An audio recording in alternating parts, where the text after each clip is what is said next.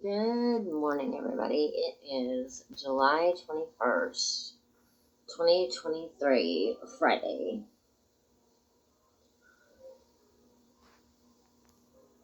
It is 9:08 in the morning. Okay, I'm going to read this article from the New York Times that says who Putin is, who Vladimir Putin is.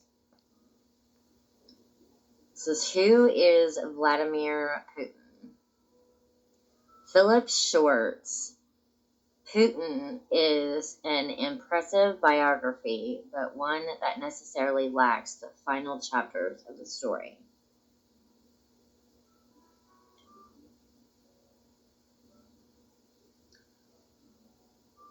Putin by Philip Short.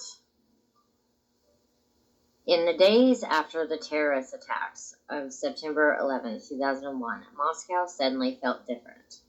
My wife and I, serving there as correspondents, were overwhelmed by expressions of sympathy and solidarity. Russians we had never met faxed condolence letters. A teary-eyed stranger stopped me on the street, brandishing a picture of herself at the World Trade Center from a trip years earlier. The outside of the American embassy was carpeted with flowers, icons, crosses, candles, and a note that said, "We were together at the Elbe. We will be together again." A young master of the Kremlin named Vladimir Putin seemed to take that to heart, pledging steadfast support for the United States. For a heady moment, it seemed as if the planet's two dominant nuclear powers would rekindle the World War II alliance that led Russian and American troops to meet at Germany's Elbe River in 1945. But now, as then, it would not last. The sense of good will soon evaporated, and the illusion that Putin was a Western-oriented modernizer was shattered. 2 decades later, Russia and America are facing off in a twilight struggle in Ukraine, arguably as dangerous as the Cold War that followed the defeat of the Nazis. What was that Putin's fault or ours? Did we misjudge him or did we mislead him?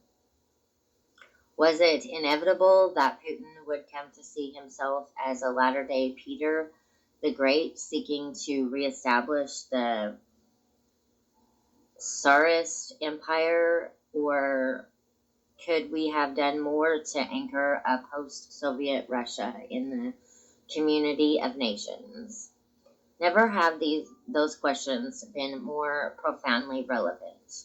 Now weighing into the debate is the British journalist Philip Short, with his expansive new biography, Putin, which sees the rift between East and West largely through the eyes of its protagonist. Short's account is both perfectly and unfortunately timed, arriving just when we most need to understand Putin, yet missing the chapter that may yet define his place in history. The invasion of Ukraine does not take place until page 656 of a 672-page text, having erupted just as Short was completing 8 years of research and composition. Such is the peril of writing biographies of figures who are still alive and not finished writing their own stories. But if the story is unavoidably incomplete, Short's version nonetheless offers a compelling, impressive, and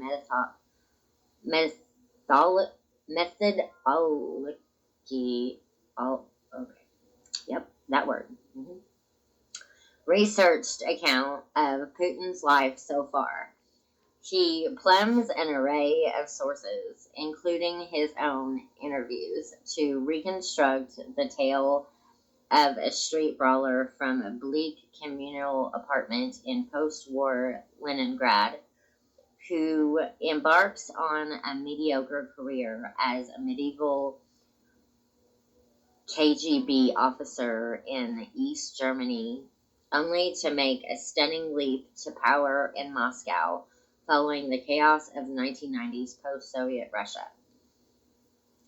Short, a former journalist with the BBC, The Economist, and the Times of London, adds to the library of insightful books about the Russian autocrat, including The New Tsar by Stephen Lee Myers, Mr. Putin by Fiona Hill and Clifford G. Gaddy, The Man Without a Face by Masha Gessen, and Putin's World by Angela Stent.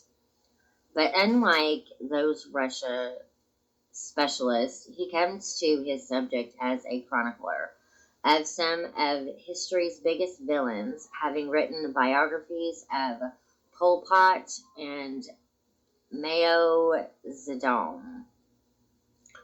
As critics observed about those volumes, Short's determination to present a fully realized portrait of Putin may strike some as excessively sympathetic.